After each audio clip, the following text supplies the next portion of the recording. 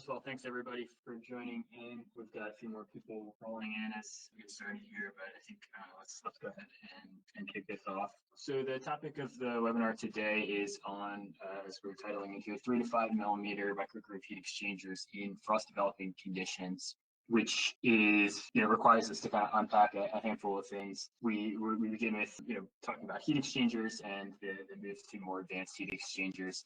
We need to talk a little bit about microgroove heat exchangers and the move to smaller diameter products in the 5 and less millimeter range. There's going to be some discussion of frost developing conditions, how we test in frost environments, and the impacts that coatings and surface treatments can have in frost building conditions.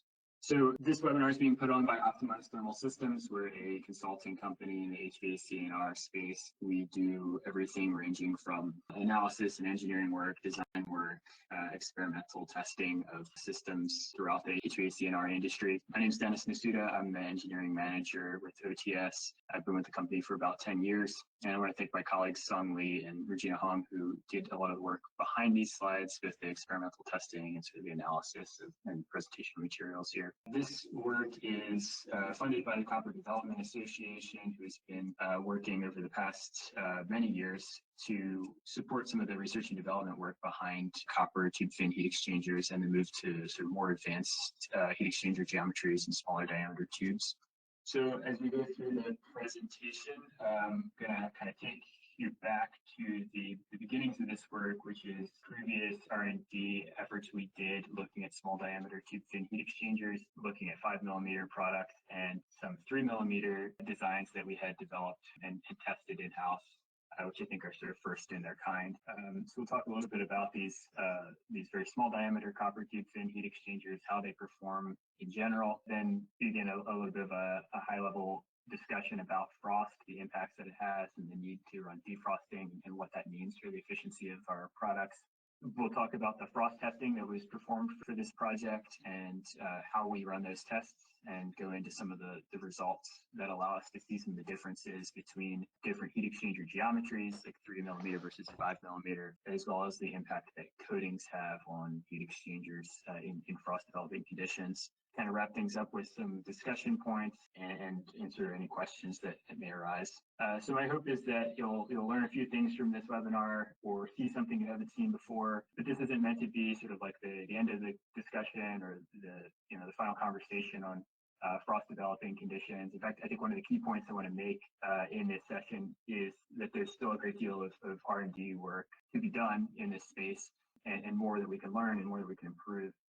We talk about any heat exchangers in frost developing conditions. So we have to kind of go all the way back to the beginning to start off this discussion, which is, why do we want to focus so much on these small diameter tubes? And I'm sure many of you have seen this figure before, but to kind of take the rest of you through this, when we're talking about heat exchanger design and HVAC product design, always moving in the pursuit of more efficient products, having greater capacity, greater efficiency, trying to lessen environmental impacts through efficiency improvements or reducing the amount of refrigerant that's contained. And of course, product cost is one of the key driving forces in these designs. So the best stand-ins we have for these goals can be expressed in a couple of the metrics that are shown on the screen. So air side surface density of a heat exchanger is the ratio of its heat transfer surface area to its volume. In the same way, material utilization is a ratio of that heat transfer area on the air side to the amount of material that's being consumed to make that heat exchanger. And of course, internal volume is a good stand-in for the refrigerant charge inside of a heat exchanger. So we want to try to maximize our surface densities or material utilization. We want to get the most bang for our buck out of a heat exchanger, trying to have the most surface area in the smallest space or using the least material. And we want to minimize internal volume. And just kind of due to the basics of the geometry of heat exchangers, we see that as we go down in tube diameter, going kind of from right to left on the x-axis, we end up getting greater material utilization, greater airside surface density with smaller diameter tubes, smaller surface heat exchangers. We can also reduce the internal volume as we go that way. So the current kind of state of the art in HVAC&R industry is really at the sort of 1/2-inch diameter tubes and less, down to maybe 5 millimeters in commercial or consumer products.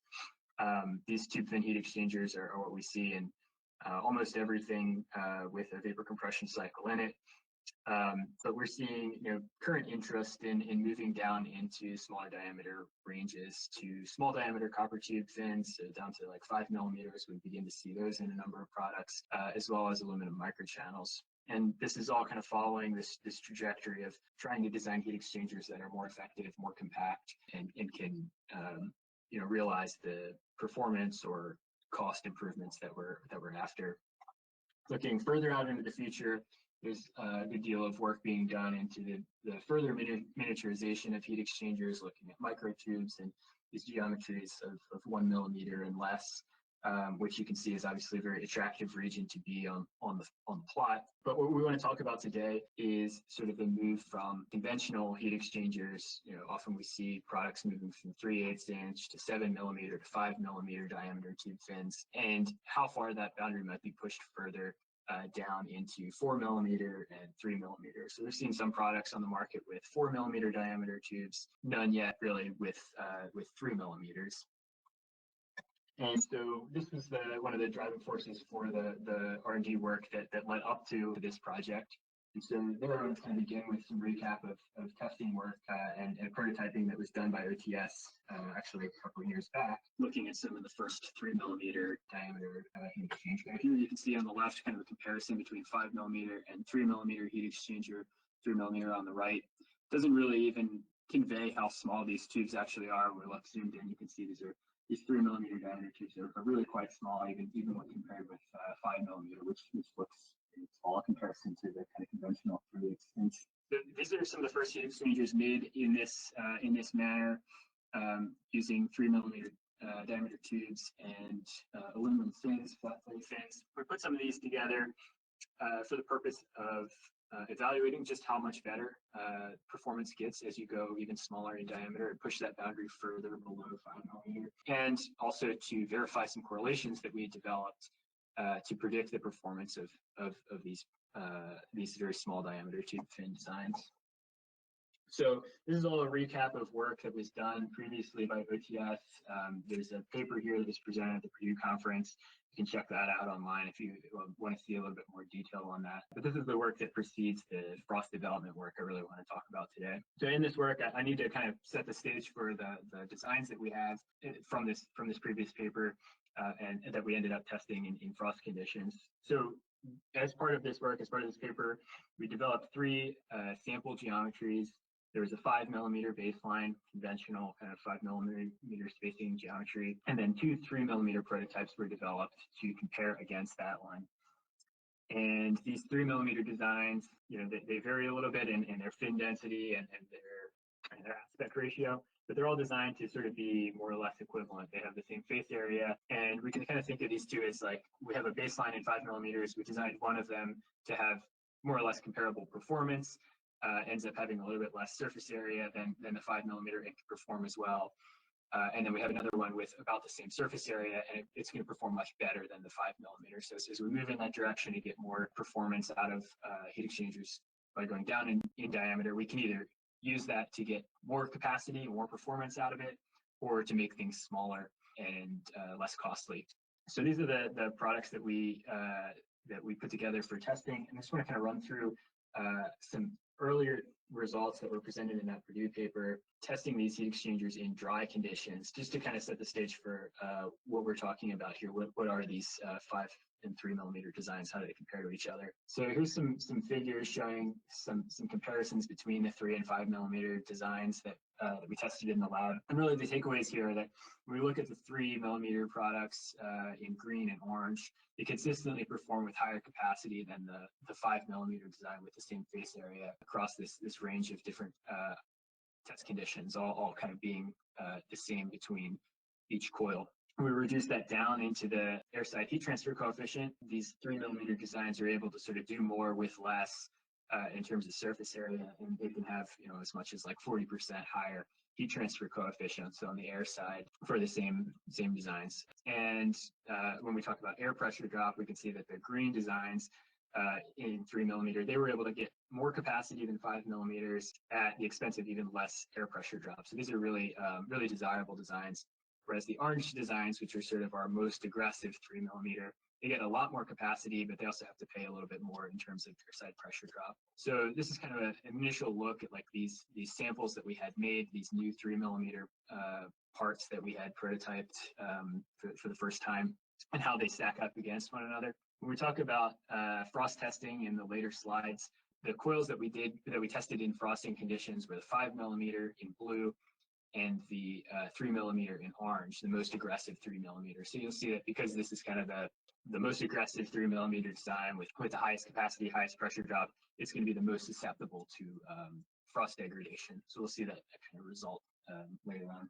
Real quick, looking at the rest of this work that was previously done on the 3mm designs, we made some comparisons between sort of the ratio of heat transfer performance, what you get, to the pressure drop on the air side of what you pay. And we can see that, like, obviously we want that ratio to be maximized. We want the most heat transfer for the least pressure drop. We can see we had 3mm designs that are substantially more optimal in yellow than their 5mm counterparts. So they were able to get more capacity at less pressure drop. So this begins to confirm that as we go from 5 to 3mm geometries, we can get more and more optimal heat exchangers. There is some other work presented there focusing on model validation, and the point I really want to raise here is that we developed these correlations for 3 to 5mm heat exchangers with with a wide range of surface enhancements for flat fins, for slit fins, louver fins, wavy fins, and published correlations on those between OTS and our colleagues at University of Maryland, CDA. And these correlations are out there available for anyone to use. They're part of our Coil Designer software, and they were really intended for designers to be able to evaluate the performance of 3, 4, 5mm, and even smaller designs within their heat exchanger modeling software of choice. This experimental work was used to confirm that those correlations were accurate, and we can see generally throughout the testing that we performed that the predictions of air side heat transfer coefficient, capacity, the pressure drop, they're all very well predicted and kind of confirmed by the experimental results, not just at 5mm, where we're familiar with performance nowadays, but also at 3mm, which is sort of a new result. So these correlations are available for you to use if you're interested in designing products at these small diameters. And the work that we did here, I think, confirmed that they're valid. So let's kind of recap of the previous work that was done, and you can find out more about that in the Purdue paper. But that sets us up to understand why we have these coils and what we wanted to learn from them in frost conditions. Before I get into the experimental work on frosting, I want to first discuss a little bit about why we're even having this conversation. What is the value of discussing frost conditions and defrosting states? So I think we're all familiar with heat pumps and refrigeration products where frost accumulates on the surface of the coil. We know that as frost builds up, this increases thermal resistance. It also blocks off airflow. All of this degrading capacity during the time that we're operating our system, either limiting our heating capacity or cooling capacity, depending on if we're talking about a heat pump or refrigeration system or whatever that may be. So we pay a penalty in terms of the degradation in capacity while the system runs, but also really importantly, we pay an additional penalty in the fact that periodically we need to clear the coil of frost, and the amount of time that we're able to run without clearing frost and the amount of time it takes to clear frost all contribute to this sort of defrost penalty that we pay to operate in these conditions.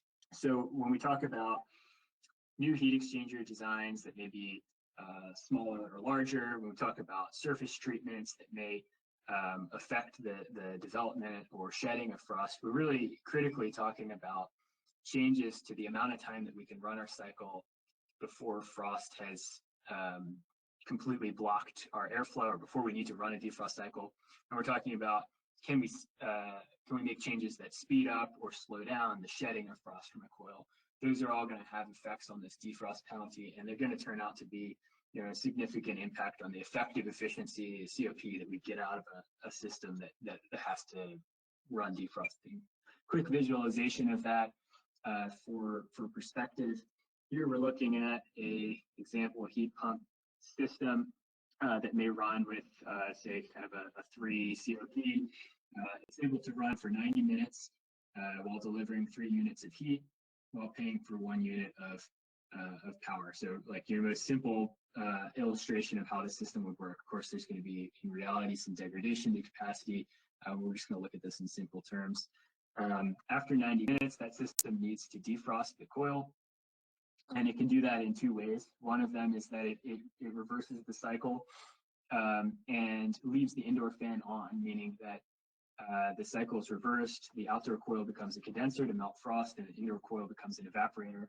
That indoor fan is left on, and it's blowing cold air into the space. And we need to compensate for that by running electric resistance heat to keep the space from being cooled. And so this leads to a pretty significant consumption of energy during that defrost interval, not just from the fact that we have to run defrosting, but that we have to run this resistance heater. It's not always the most common approach, and I think many systems today will turn that indoor fan off during the defrost interval, but we'll still have this 5-minute gap where we're defrosting the coil and we're not able to provide any heat to the space. So when we're beginning here with a system that may have had a COP of 3, and we can look at the amount of heat that would have been delivered over this 95-minute interval versus the energy that we had to consume to operate. If we look at these different scenarios where defrost is required, we see we pay a penalty. If we leave the fan on during defrost, we have to pay more energy in during the defrost interval in order to maintain that heating capacity. If we turn the indoor fan off during defrost, we may consume about the same energy, but we lose some heating capacity during that defrost window. And so you see, like, depending on these controls choices, we may end up with considerably lower COP than if we didn't have to do any defrosting at all. So in the optimistic case, we're turning the fan off, we're still seeing a 5% penalty to our COP because we have to do defrosting. And of course, you can imagine that as these values change, that penalty will be different. What if we can increase the amount of time we can run without building frost even longer? In that case, if we can go to 120 minutes without needing to defrost, we can see a reduction in the penalty that we pay due to defrosting. So we can begin to start to see this argument that any changes that we can make to extend the interval where frost is developed, extend our operating time, or any changes we can make to reduce the defrosting time, speed up the shedding of frost, are really desirable and have the potential to gain us a non-trivial amount of COP improvement that's worth pursuing. So that's what we're going after. And in the same way, any changes that we make that reduce that time, any more aggressive heat exchanger design we might try to implement that will lead to the development of frost more rapidly, that's going to be a big performance penalty that we would want to try to avoid. Here's another way of kind of looking at these same kind of results. We can kind of ask the question, if I make changes to my system's defrost time, maybe I can run for a longer time, going from 60 minutes to 90 minutes to all the way up to 210 minutes. If I can run for a longer time without the need for defrost, how much effective COP improvement do I have? And I can kind of compare that to, what if I just made general improvements to the base COP of the system? Maybe I put in a larger heat exchanger that gave me a 4% higher COP or 8% higher COP. Those things would have a significant cost associated with them if I wanted to make a more efficient cycle. But we can kind of compare these changes to the frost-defrost interval against those types of system performance improvements. And we can kind of begin to see in a system where the fan is turned on during defrost, even small changes to improving this heating interval. If I can run my system for 120 minutes rather than 90 minutes, I can make a really significant increase in the effective COP. Going from this 90 minutes to 120 minutes operating time is just as good as if I had improved my base COP by 7%, which is huge. The result is less pronounced when we have the fan off during defrost, because the performance penalty due to defrosting is less in that case. But these are still numbers that are worth considering, worth pursuing. Here in this case, if I go from a 90-minute interval to 150-minute interval before I need to defrost, that's just as good as a 2% improvement to system COP, which is, as you probably know, like not all that easy to get out of out of a heat exchanger. It may result in you adding more fins, more tubes, more cost to the product just to get that 2%. So here's something that the controls of the system, the buildup of frost on the system, and our ability to shed it more quickly can allow us to get these same kind of COP improvements that we might get through other more expensive design changes to the system. Okay, so now we're going to get into the new results and a discussion about testing these new products in frosting conditions. So a little bit of continued background on this. Why do we want to test these heat exchangers in particular, these small diameter ones, in frosting conditions? Well, we know that as we move towards newer and newer designs for heat pumps and heat exchangers, we're being driven towards greater efficiency, lower cost, lessened environmental impacts. We're moving in the direction of sort of more aggressive heat exchangers. We're going to small diameters, we're going to microchannels, we're going to these more advanced designs where the spacing between features is getting ever smaller. And that gives us some improvement on heat exchanger level in terms of compactness as well. But at the same time, we're seeing expansion of systems that need to run in frost accumulating conditions. We're deploying heat pumps in colder and colder climates. The demand for heating and for refrigeration is growing globally. And so, we have sort of two conflicting objectives here. We're driven to improve our performance of heat exchangers and their compactness and their efficiency. And that moves us into the direction of smaller heat exchangers, but we're also operating in these frosting conditions more often. And we know that when we have smaller and smaller gaps, smaller features in our heat exchangers, they're going to be more sensitive to frost buildup. If we have a smaller fin pitch, a smaller distance between fins, it's going to be much quicker for that gap to be blocked off by frost than a heat exchanger with a bigger gap. So we want to understand just how sensitive these small diameter designs are to frost development. And we also want to look at any opportunities to mitigate those performance penalties.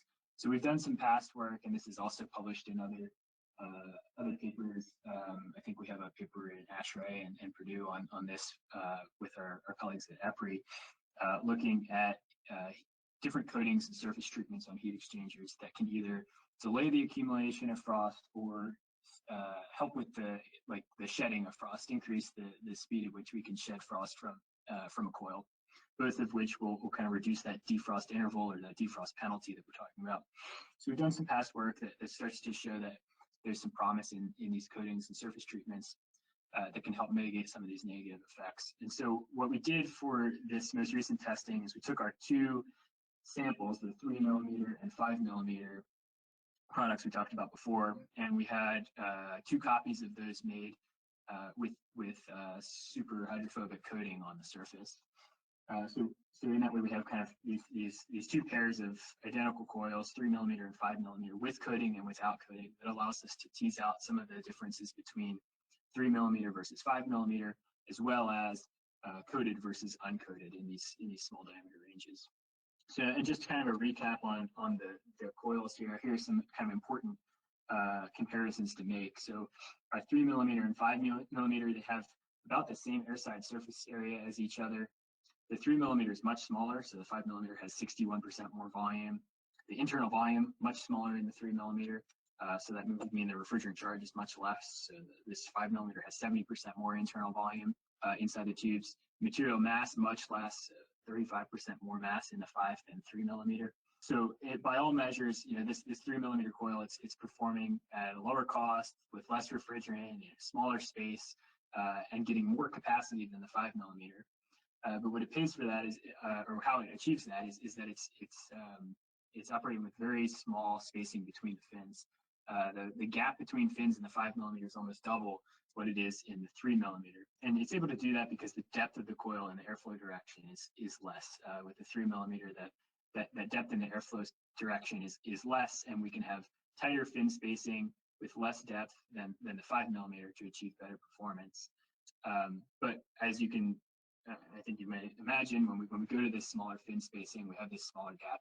It's going to more rapidly fill up with frost, and we'll see this those negative effects happening sooner. Here's a look at our test schematic, and this is really what's not pictured here is this is sort of your standard closed loop wind tunnel for heat exchanger testing. We have a test cell in the middle. This is where the heat exchangers are being tested while conditioned air is coming over them. We're controlling the temperature and humidity pretty tightly, even at these low air temperatures. And we're running glycol through the a water glycol mixture through the heat exchanger. This allows us to get like really nice control over the operating temperatures inside the heat exchanger, whereas if we were running with refrigerant at these low temperatures, we might see some cycling and just more difficulty in achieving stable and repeatable conditions for the frost development. Here's a look at sort of the test matrices for the coils that we're on. I think what's important to note in these is we kind of begin with the HRI test conditions from 210, 240s, like the H1, H2 tests, with temperatures and humidities that will lead to the development of frost. And we tested this at two different velocities that are sort of relevant for the upping domain, 1.1, 1.7 meters per second. And in each of these cases, we're kind of running glycol temperatures around, a delta T that is, reasonable for the application, but also allows us to kind of develop frost in a reasonable time frame. If this delta T is really small, it's going to take hours and hours and hours to build frost. If it's very large, you may build frost too quickly to get good information out of it. In addition to these H1, H2 tests, we're also running some tests in additional conditions. These are called A2, B2, B3. Don't confuse these with like the HRI cooling tests. These are just some additional test conditions we came up with that would be a little bit of a variation on the H2 conditions to see if behavior is different in colder air temperatures. Here's a look at the test conditions for the 3 millimeters. We're keeping the air side conditions the same, but you'll note that the glycol conditions can be a little bit different. And this, the point I want to bring up in here is that it's very difficult to come up with a useful test matrix for making these comparisons when you have different heat exchangers.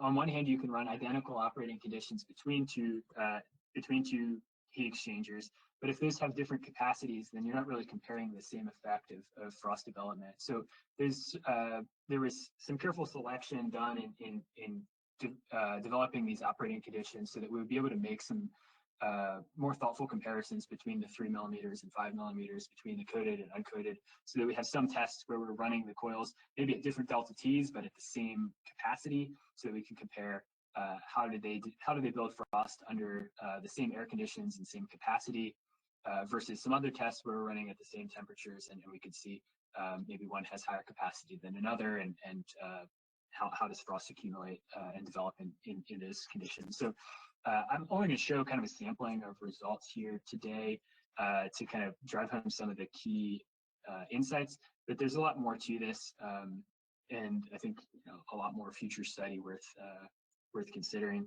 So here's a look at some of our coils as they're building frost.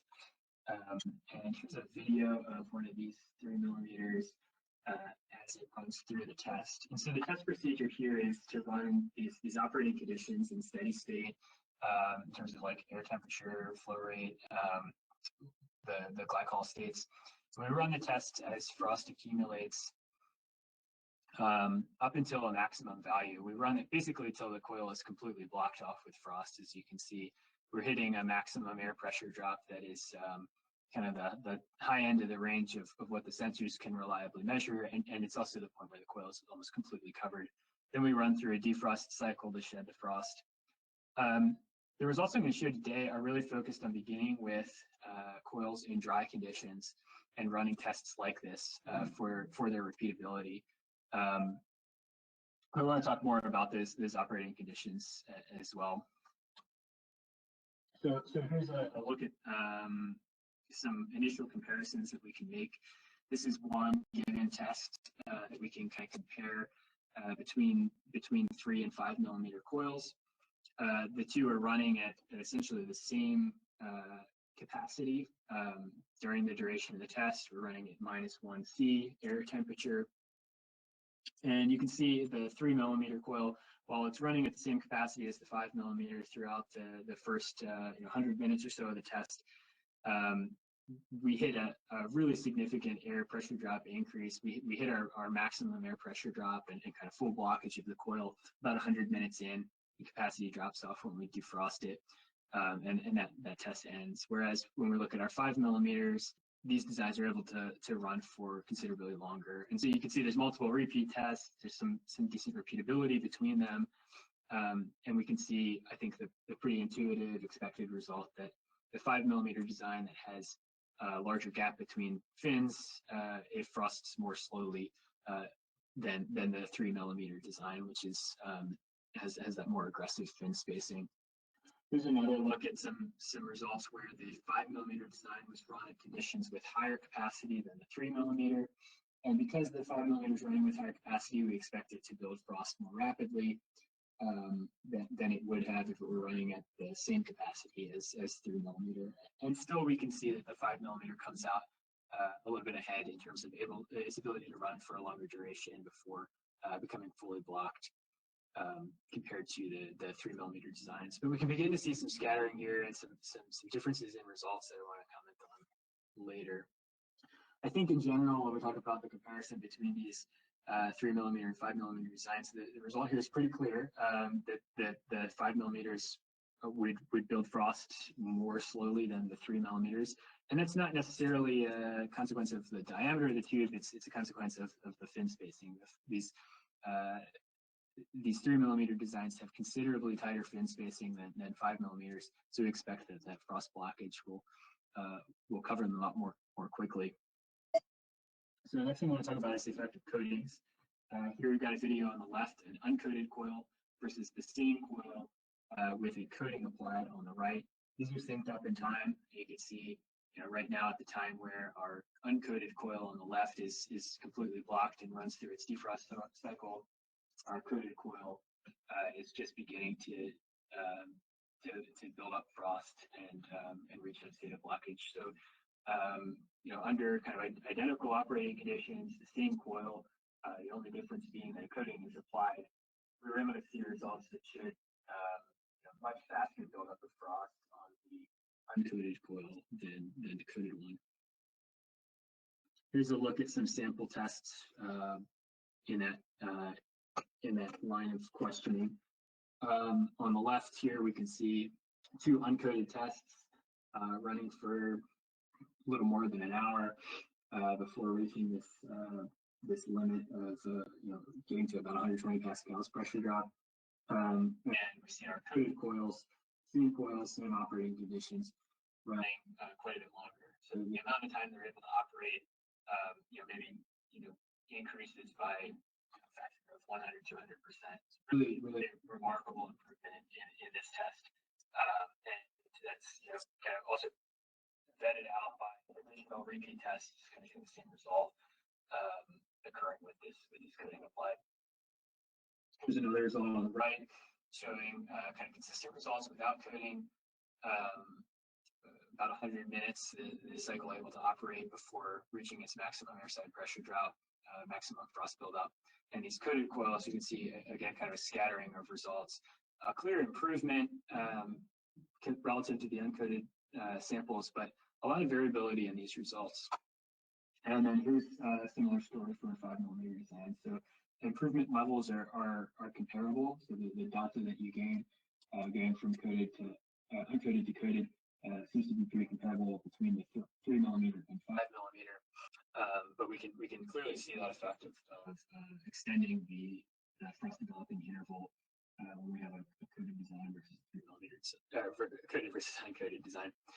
And so I think what's worth discussing here, I mean, what's exciting about these kinds of findings is that whether we can extend the amount of time that we can run before we need to run a defrost, or we can more rapidly shed frost from a coil, these are things that will obviously improve cycle efficiency.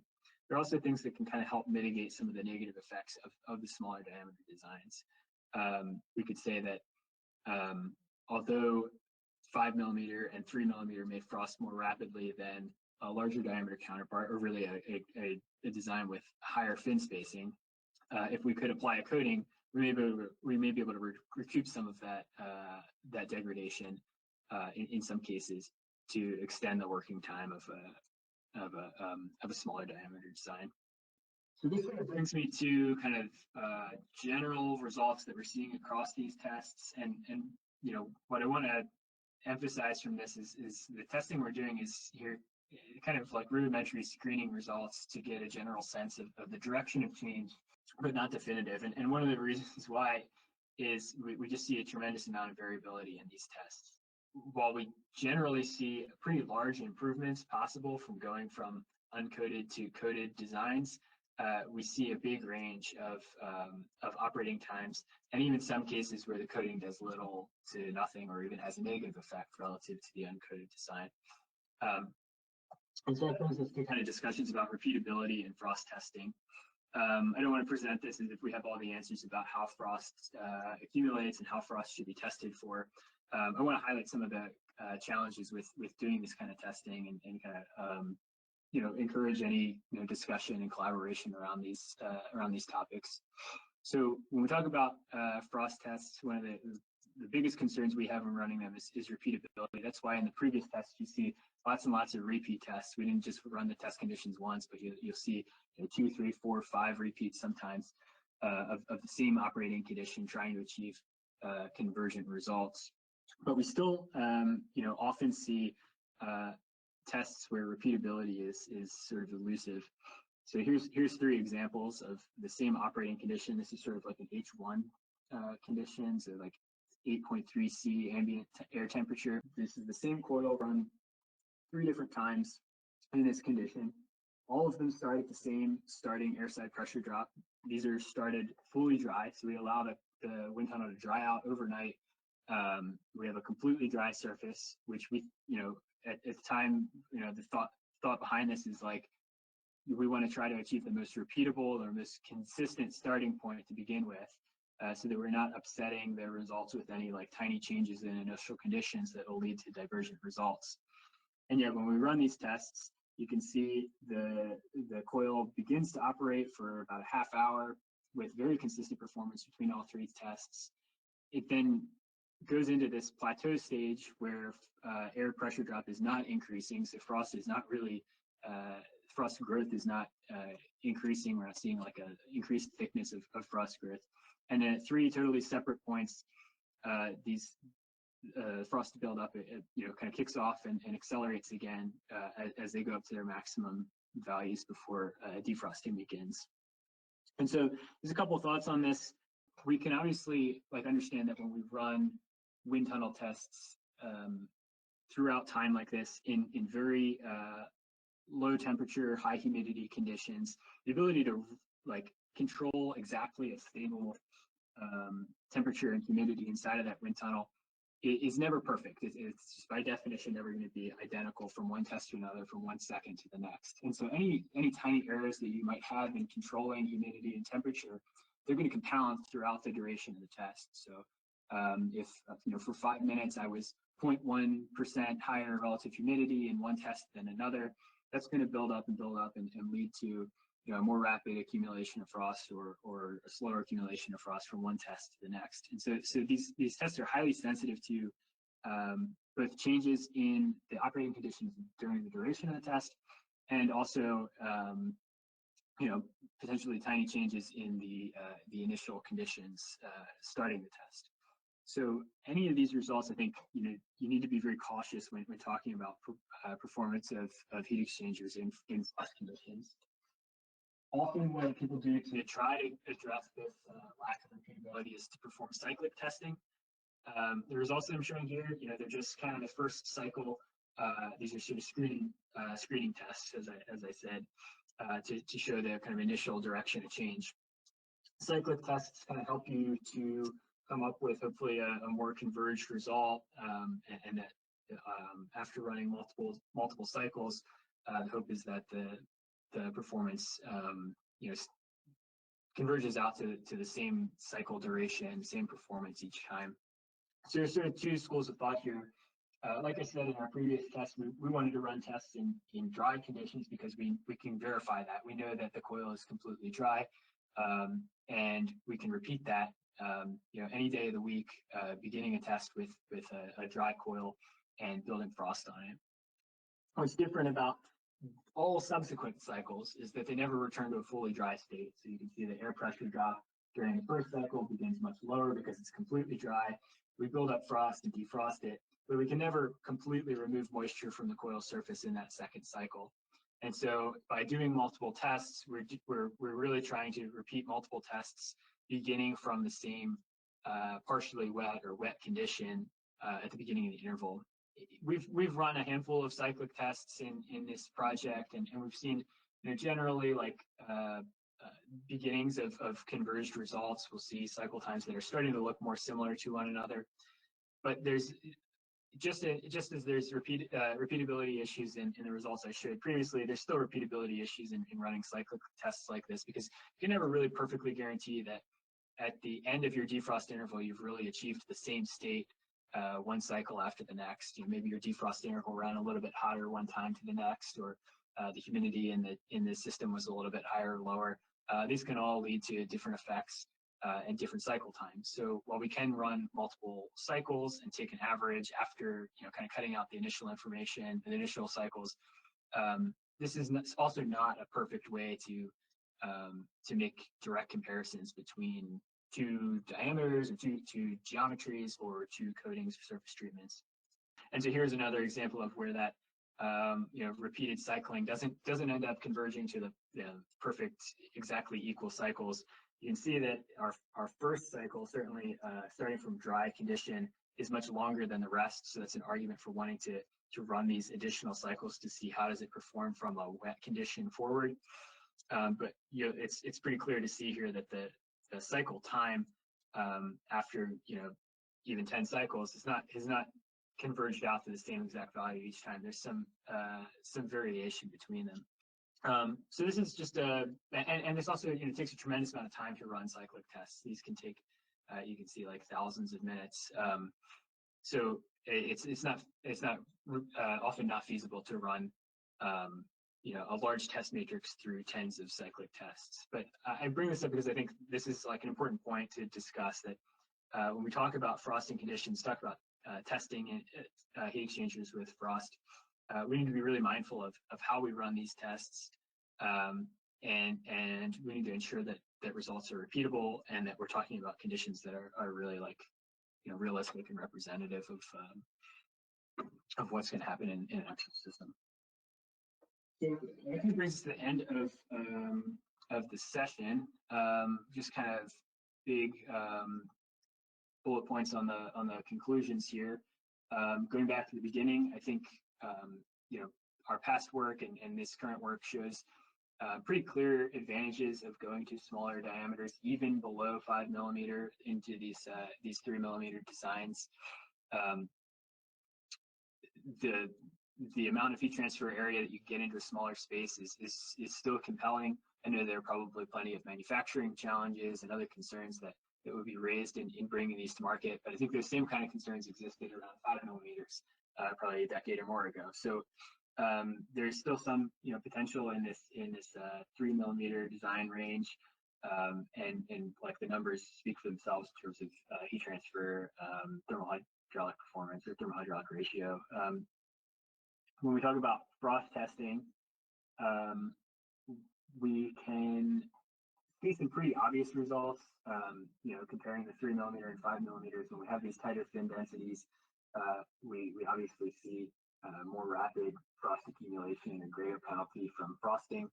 And when we look at coatings, they seem to have some real potential in either delaying the accumulation of frost or shedding frost more rapidly. That latter point is not shown in the results here, but there's some other work that shows that effect pretty clearly for certain coatings. And so there's this big wide space of different coating types and surface treatment types that can have different effects. Maybe they have less capacity degradation, maybe they have more rapid shedding of frost, or maybe they delay the development of frost.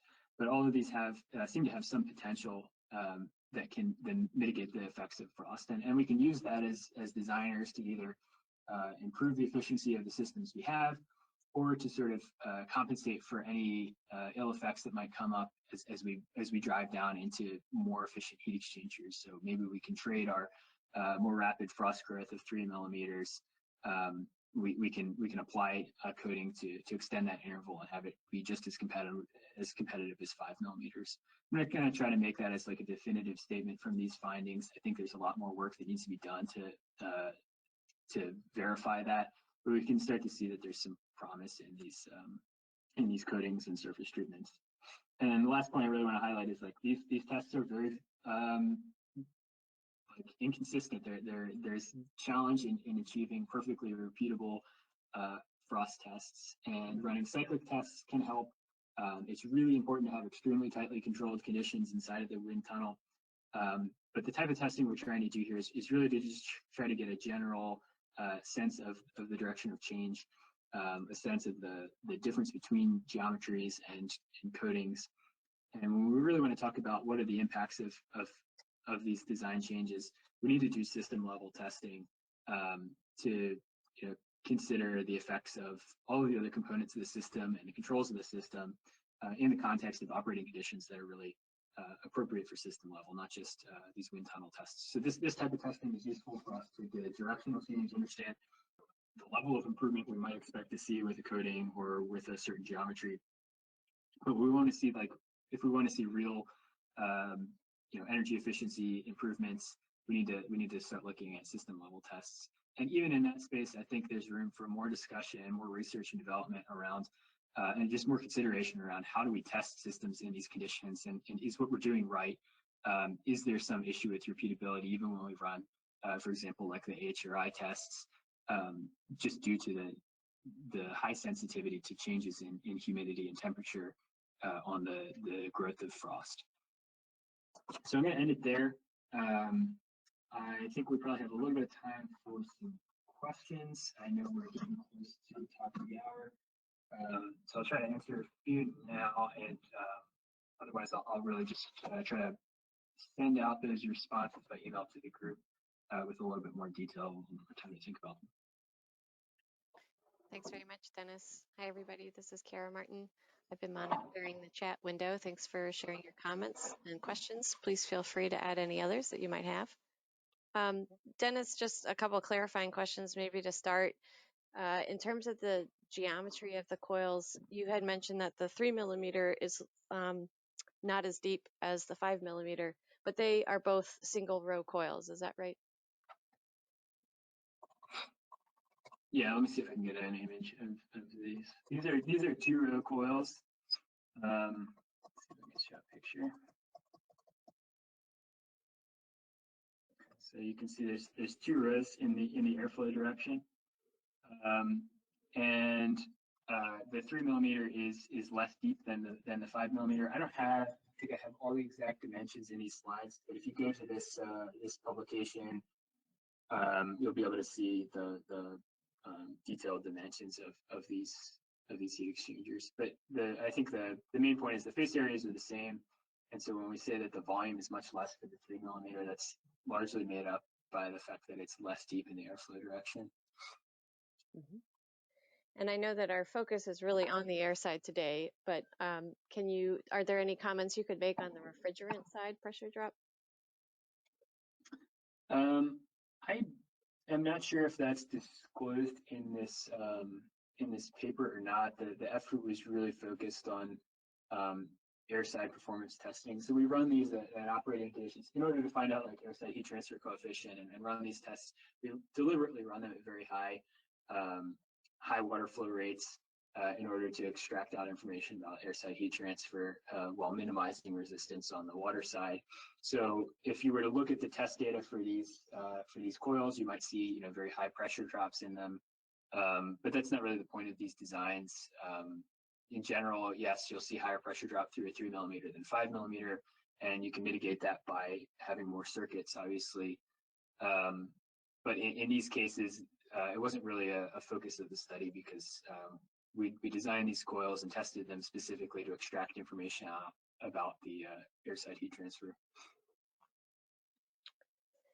Great. There were a couple of questions about how we conducted defrost, and there may be some confusion around that. Someone asked about whether or not we used electric reheat to do that. Is there could you describe maybe the process that we used for conducting defrost on the coils? Yeah, so let me pull up our test cell here. You can see we're running just like a liquid water glycol mixture through the coil, through the conditioning coil while operating, and this is a cold flow, colder than the incoming air temperature during testing. It's operating as an evaporator would be in your heat pump. And so frost is accumulating on the surface. We have cold fluid running through the coil. When we run a defrost, when we've achieved that maximum air pressure drop condition, we use a water heater to run hot fluid through the hot water glycol mixture through the coil, and that melts the frost. So what we're really trying to replicate here is something more like reverse cycle defrost of a heat pump, or like a hot gas bypass type of defrost strategy, not electric resistance defrosting strategy. Very good. And then I think we have time maybe for one last question. We've certainly gotten much more than that. So as Dennis mentioned, we'll compile all of the questions and provide a written response to each of them. But there were two questions actually that came up on slide 26. If you could go to that one.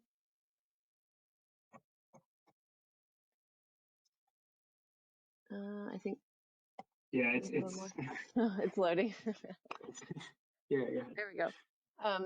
So two questions. One was whether or not these three tests were conducted by different coils, or if it was the same coil, and if the order of these plots has any correlation to the chronological order in which when the coil was tested.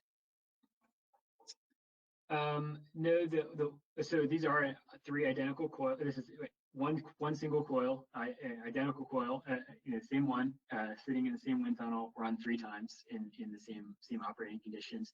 The order, like from left to right, is not chronological. I believe the order is actually what's shown in these in these colors. So maybe the first is the middle one, the second is the red one, third is green. I'll have to confirm that. But we didn't see it. I think the question is really, is there like a degradation effect to the coating?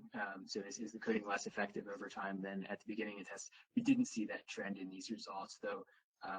We would expect there's some finite lifetime to the coatings. I don't think we're anywhere near that, but we're not running here like life cycle or corrosion or degradation tests. Very good. Well, I think we can stop there. All right, great. Well, thanks everybody for joining, and we'll send out the materials with the video of the webinar, as well as responses to the questions we didn't have time for right now.